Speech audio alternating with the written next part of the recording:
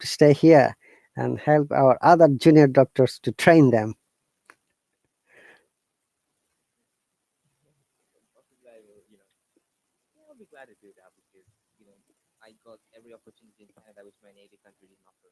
So I believe Canada really made me a doctor in the first place. I'm not like disrespecting or degrading my own country. Of course, I learned and I was born and raised there, and that country made me the guy who I am today. But still, the country distracted me in between. There are no private medical colleges that I can enter and do medicine, so I only had to depend on the public universities there, and the seats are very much competitive. And like there are 2 or 3 students who got suicided, like who decided to suicide themselves just due to this competition. So the system of education in Sri Lanka is so extreme, so tough, so void. Like I would say, it's like disturbing the entire student community, just pinching inside. Okay. So, on an average, how many doctors are produced in your country, Sri Lanka? On an average, like there are almost 7 medical universities. From those 7 medical universities, they only accept 100 candidates, so it's like 700 doctors per year. And also there are like more graduates from foreign universities too. They study abroad, they come to Sri Lanka, write the license exam, and they'll be registering as a physician in Sri Lanka. So in that case, it will be around like 1,500 to 2,000 doctors per year. And how is the salary range there if you convert to US dollars? As a Very junior, high in Sri Lanka. very high. Very high. Like, and a specialty anesthesiologist is going to get at least $180 per hour. So in that case, a junior doctor will at least get $60 to $70 per hour. That's pretty cool amount of money, no? Yeah, like doctors are giving like very high opportunities here, and I would say they are given more privileges than any other profession in the country. Okay. I wonder how much or what is the GDP of Sri Lanka at the moment? The GDP per capita is almost like $15,500. That's pretty cool. Like I think it's the highest GDP in the entire South Asia. Oh, $88 billion. Wow. In 2021. I'm just reading the economic phase, from the Oh, okay. But Sri right Lanka. now, I believe that GDP has dropped down very rapidly due to this economic crisis and political interference being happening in the country. It's so complex to explain that. The country is totally corrupted. Yeah, more or less in Southeast Asian countries, this is the one of the problems about the corruptions and politics where people try to exploit and abuse the economy for their personal interest. Yeah, exactly. It's very crucial. Yeah, and I'm trying to read the report from previous year, 2019. In Sri Lanka, they have got the concept of free market economy. Oh, that's cool.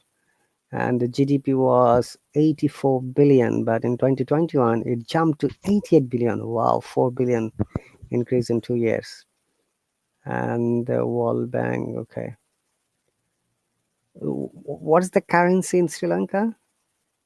Sri Lankan rupee. And what is the conversion rate or exchange rate with the US dollar? I think 880 Sri Lankan rupee equals to $1. 180, okay. So if it is pound sterling British, it should be more than 200 or around 200. Yes, around 200, as I believe. Yeah. Okay. And when was Sri Lanka a colonized country in the history? I don't know Yeah, much. Sri Lanka. Yeah, Sri Lanka was colonized by 3 countries in Europe. Initially, Sri Lanka was colonized by the Holland, the Netherlands. So Dutch people colonized Sri Lanka. I think in 15 not Dutch actually, Portuguese colonized Sri Lanka in 1505. And during 1649, Sri Lanka got colonized by the Dutch people. So initially, Portuguese came to the country, then Dutch people came to the country, and around like 1794, Sri Lanka got colonized by the Britishers. And until 1948, Sri Lanka got independence, Britishers ruled the country. Okay, so you mean to say when the British people started ruling this subcontinent, India, and during the same time they ruled Sri Lanka as well, right? Yeah, exactly. The same duration. Okay. And Sri Lanka has one of the amazing education rate, honestly, in all of the Asian countries. Oh yeah, there's a very high literacy, I would say. I'm not quite sure the rate of literacy, but I believe it's just more than 90. Yeah, that is, I was guessing because it was 90 a while ago. And that is really an amazing indicator for a country's, microeconomics, how the country's GDP goes up.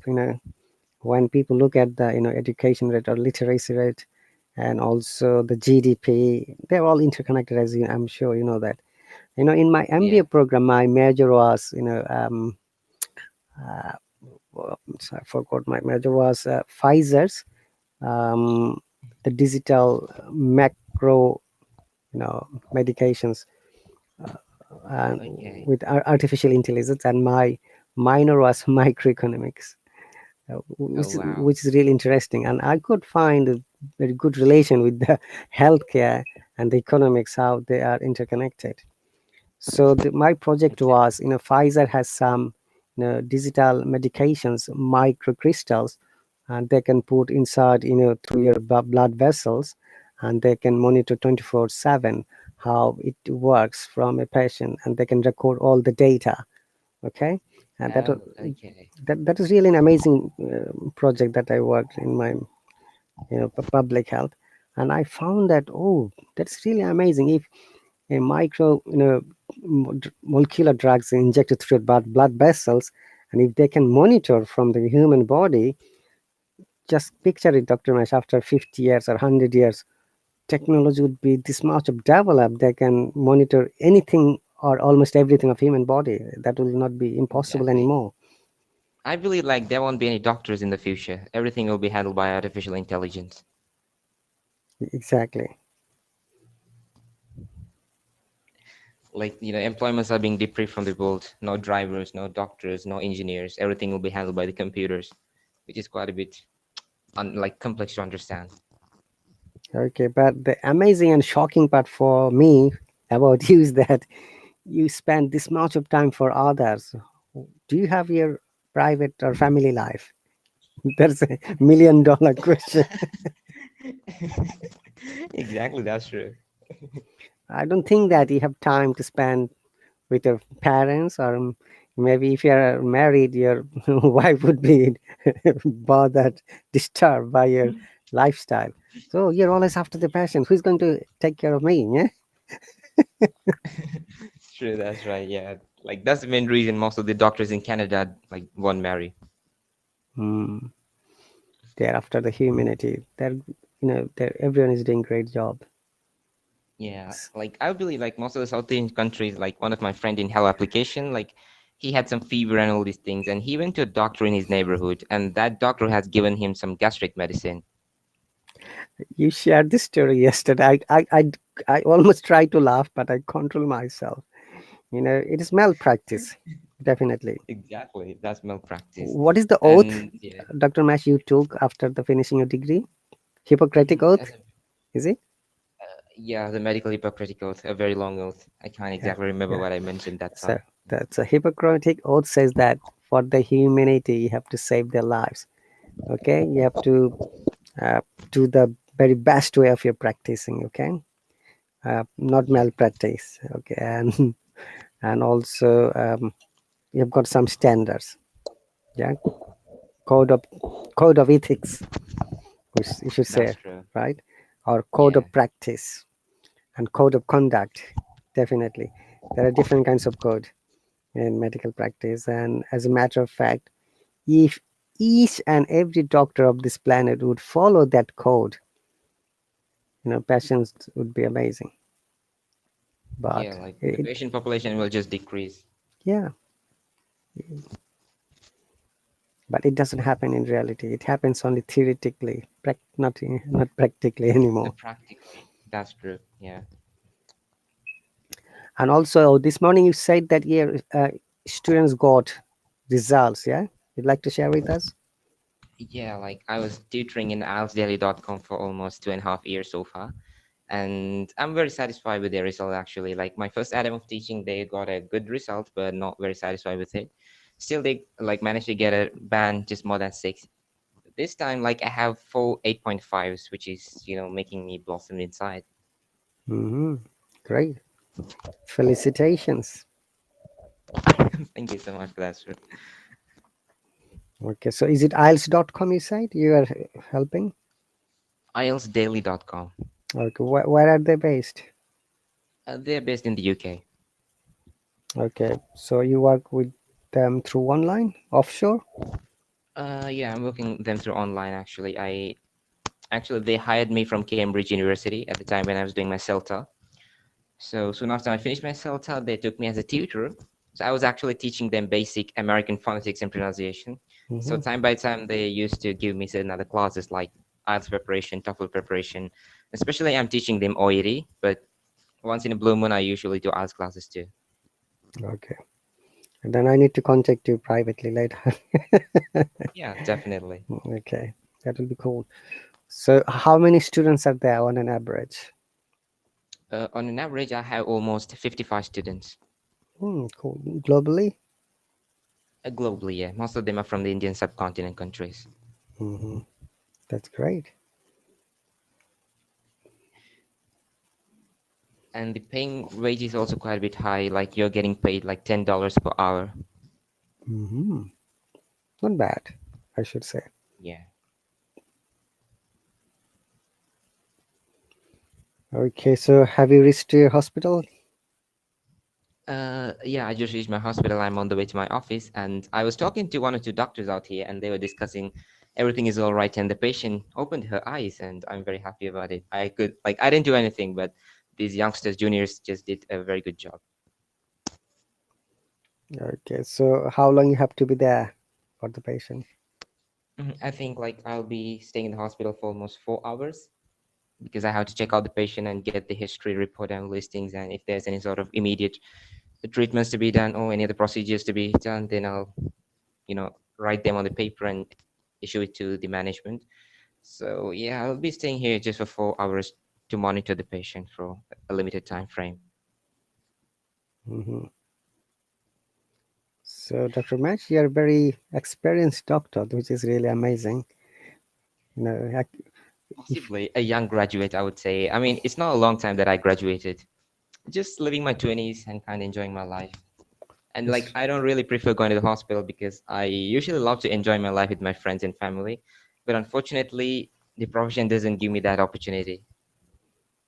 so you have to sacrifice for the profession. Yeah, I would say that. And early morning today, I just started doing a live stream about British and American pharmacopoeia, and there were almost 20 members joining my live stream, and all of them were doctors. I'm so confused. How could there be a lot of doctors in Hello? Really? Yeah, like most of them were from the African continent, and there were one or two doctors from India, and Hmm. like majority of them are like medical students, actually nursing medical students, and of course there are a lot of pharmacists joining me, and I would say in an average there were almost 10 to 15 doctors, maybe less than that, but as I noticed there were 8 hop-on members there, and from the 8 hop-on members 6 were doctors. Wow, that's really pretty cool.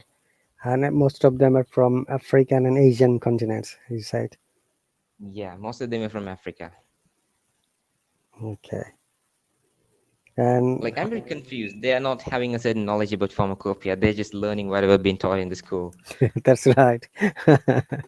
Honestly, Dr. Mash, knowledge, desire, your wish, and only whatever you have been taught through the books are two different things. So Exactly. some people think that, oh, whatever I've learned from school or college, that should be enough, but it's not the fact. The fact is that we have to be up to date with the knowledge what's happening around the world. Okay. True. That's right. Yeah. And the only way we can do that by studying more, and which is why you are spending a lot of time. Exactly, that's right. I mean, like, I would believe everyone must have the basic knowledge of pharmacopoeia because that's where everything has been administered. Like, they are like very confused. What does that mean and what is it identify? So I gave them a very brief example. I told them to think about a basic medication called like paracetamol. Hmm. So actually, paracetamol is being used in the UK and most of the Asian subcontinent countries where they follow the British pharmacopoeia. But in countries which they follow the American pharmacopoeia, they call it acetaminophen. Acetaminophen, yeah, So like that's a very brief example. I mentioned them like two different names, but still the same drug. exactly. And also for vitamin C, For vitamin C, I believe they just mentioned vitamin C and or the absorbic acid. ascorbic acid. Yeah, Hmm. ascorbic acid. Yeah, that's right. All right. So yeah, they've given a very good example to them. And what else? Then I was like explaining them the amendment put forward by the colonization period and how American pharmacopoeia originated, the history of that during the 18th century, as I believe. So yeah, it was quite a bit very complex, and I even explained them the education system, how the medical education takes place in those two countries. Hmm. Here, like there's no MBBS; they directly offer the MD degree in most of the American countries. I would say even Australia is offering the MD degree, the Philippines is offering the MD degree, Indonesia, and even Burma is offering MD degrees, Canada, and of course the United States. Like there are a lot of Asian countries who are like changing their way to the American pharmacopoeia. Hmm. Okay. But honestly speaking, as you mentioned, most of the countries, especially in pharmaceutical companies, they follow the British pharmacopoeia because that is where you'll find most of the drugs. Their standard Yeah, formula, that's right. ingredients, active incipients, we call it AI, and Yeah, also sometimes we call them other ingredients. What are they called? AI, active ingredients, and excipients. Okay, excipients. excipients. Yeah, Yeah, excipients. That's right. that's right.